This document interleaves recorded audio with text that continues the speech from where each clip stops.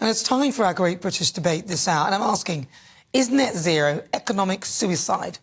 In the lead up to the spring budget next week, Chancellor Jeremy Hunt has faced pressure to scrap the planned increase to a hike in fuel duty. Now, this rise would see 15p increase per litre of fuel, which would mean that drivers face increased costs, especially as the ongoing cost of living crisis mounts up. And I think also the cost of fuel is actually decreasing, so it's interesting that they should try to increase the duty. Now, the National Audit Office has deemed the government's target to generate all electricity from low-carbon sources by 2035 is making little progress. In addition, there's been a vast increase in the number of people registering petrol cars than electric cars, so people aren't buying into the notion that they should be getting electric cars. And it turns out that a lot of Middle England can't afford electric cars at all. And the current goals of net zero are by 2030, the government hopes to ban the sale of petrol and diesel vehicles. By 2035, they plan to decarbonise the electric grid. And finally, by 2050, they aim to have reached net zero of all UK sectors. All this for a total estimated cost of £1.4 trillion. However, Professor David Rayner, who is an assistant director of the University of Cambridge's Energy Policy Research Group, has said that reaching net zero as much more than it would cost households twice as much more than the government's estimates. So for the Great British Debate this hour, I'm asking, is net zero economic suicide? I'm joined now by the director of Car 26, Lois Perry, and also senior meteorologist at the British Weather Service's Jim Dale. Right, well, I'm going to start with you, Jim. OK, so we've got some targets by the government that seem to be unreachable. Do you think we can actually do the 2050 thing? Is it realistic? Well, it was never going to be tomorrow, was it? Well, 2050 isn't tomorrow. I mean... No, I recognise that. I always see net zero as being something in terms of an evolution, not a revolution. That's how it has to be. Perhaps we should have started 20, 30 years ago when there was a lot of detractors of this for the reasons. But let me just take viewers back to why we're actually doing this in the first instance, because I think it's extremely important. I'm a meteorologist, so this is all about weather, and that's basically the end game.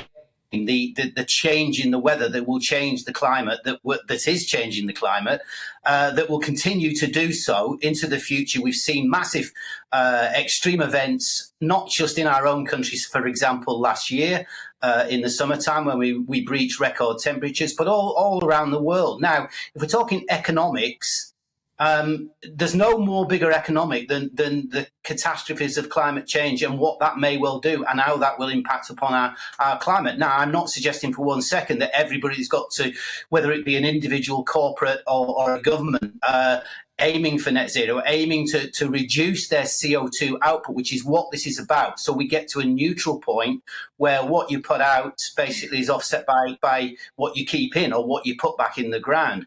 That's all we're asking. Is not something that will necessarily affect your back pocket. Now, I know what this is coming to, and the government obviously made the decision. It's them. But think about this for 1 second. The reason that we're having this dilemma, and many countries are not having this dilemma, is because of the state of the economy of this country and how it's gone over the last, let's just say the last few months, but the last several years, if you like. And that's the dilemma that we find ourselves in terms of not being able to afford to move forward. So I'll leave it at that for now. I'm sure I'll add a little bit more in a second or two. Well, let's get Lois in on this, because I saw Lois shaking her head quite a few times for some of the things you said. Hi, Nana. Hi. I think you're probably not surprised to know that I disagree with almost every single thing that he said, respectfully disagree. And actually, the rest of Europe respectfully disagrees with him as well. You've got Italy and you've got Germany pushing back against the whole 2030 petrol diesel ban and all the other stuff. You've got people saying that all of this is completely unviable. There was an article in today's papers which talked about the fact that heat pumps are not going to be ready, that hydrogen is not going to be ready, that 80% of commercial real estate under net zero laws will be unlettable by 2030, and that also those ridiculous net zero British laws would include residential property, which means that most landlords will just sell their properties, which means that most people won't be able to afford to live anywhere. You know, the whole thing is completely and utterly ridiculous. And why would any chancellor sanction a tax that would shrink the economy, raise inflation and put people on the dole queue, as Howard Cox from Fair Fuel UK said yesterday? It's absolute madness. And I disagree completely with you, Jim. You're talking about the weather, not climate. Climate's managed over hundreds of thousands of years, not 20 years. Let's make something clear. Just on that point, the climate has changed. The climate changes all the time. Let's make that absolutely clear, first of all. But it changes over centuries and thousands of years. Sorry, let him finish. Lois, let him finish. It's what happened over the last 30 or 40 years and the extreme events and the extreme movements. I mean, weren't you around last summer when we breached 40 degrees? We took away the record temperature, not just by 1/10 of a degree, but by 1.5 to 2 degrees. But Jim, by your own. It's been much longer. Sorry. Excuse me. Sorry, I'm talking. Jim, by your own admission, you said the climate is changing rapidly over a certain period of time, but you're only looking at 1 year. I mean, surely you couldn't look at that as, oh, my God, this is definite proof. Surely you'd need to look at over it, as you said, over a longer period of time to determine whether something real is actually happening. I understand what you're saying. Let me make it clear. This isn't just about last year. This has been going on. Look at any temperature graph, and that's what we're talking about. That's what CO2 does, and methane added to it even worse. That's what it does. It puts the temperature profile up exponentially against anything that we've seen in the previous, let's just say the previous 400 years. I'm going to take your point. I'm going to take your point as if I agree with it 100%. I'm going to say I agree with Jim Dow 100%. I believe that CO2 is causing all these big problems, etc., etc.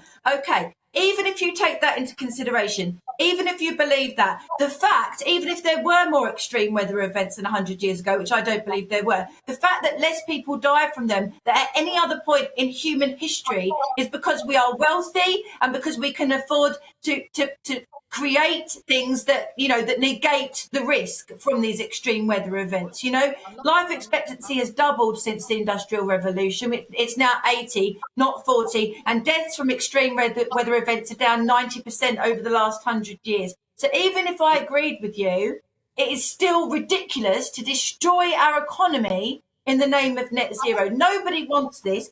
Three-quarters of Tory voters don't want it in the Express polling today. 2/3 of Labour voters and 80% of all over 65s. Nobody wants this policy. It is suicide, electoral suicide and economic suicide. Let Jim respond.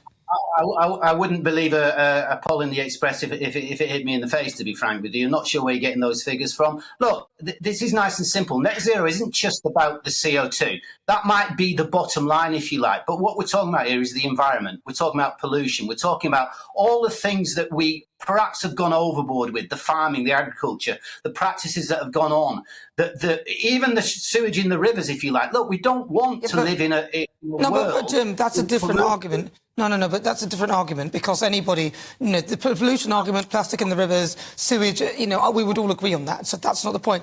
Net zero specifically is about equalising the carbon, isn't it? So that there's nothing in and nothing out. So if we stick with that. Okay, so what I would say to you is this is, as I said to you in the very first instance, this is not something that's going to happen overnight or tomorrow. We kind of missed the boat 20 years ago when this was first discovered, when climatologists, people better than me, people who look at the data, see where it's going and warn about it. Those warnings went out, big sirens went out that we would be facing around the world. And if you're talking about people accepting this, if you like, you'll talk to people that have been really, really affected. Talk to the people of Pakistan, thousands of people who lost their lives in what happened with glaciers. And you're not allowing them any economic growth because you're crippling them, and people like you are crippling them by not enabling them to exploit their fossil fuels. Do not talk to me about protecting the third world because greenies are keeping them in the dark age. I'll let him respond. Yeah, even this discredited Tory party, do you really think that they would be committing economic suicide by following the path that virtually every single country has agreed to? No, this is something Italy that's and Germany are starting to push back. People are not doing it, and the Eurozone has postponed their vote on the 2030 petrol diesel ban indefinitely. Okay, so no, the whole world isn't doing this anymore. I think it's 2035, isn't it, in Europe? I think it's 2035 in Europe. Mate, one direct question to Lois. What is your motive for saying what you say? Now, I've got plenty of motives on my No, you've side. asked a question. What is Sorry. yours? You've asked a question. No, Jim. You asked a question. What is the motive of saying what she's saying, Lois?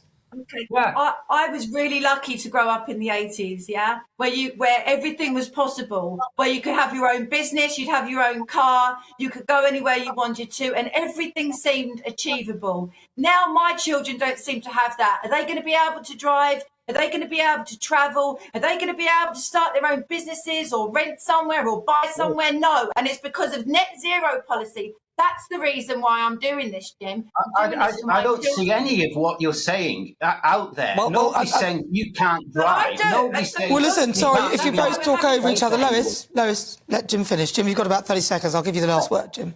Yeah, nobody's saying anything about. You seem to be almost putting yourself in a box, saying this is the end of the world.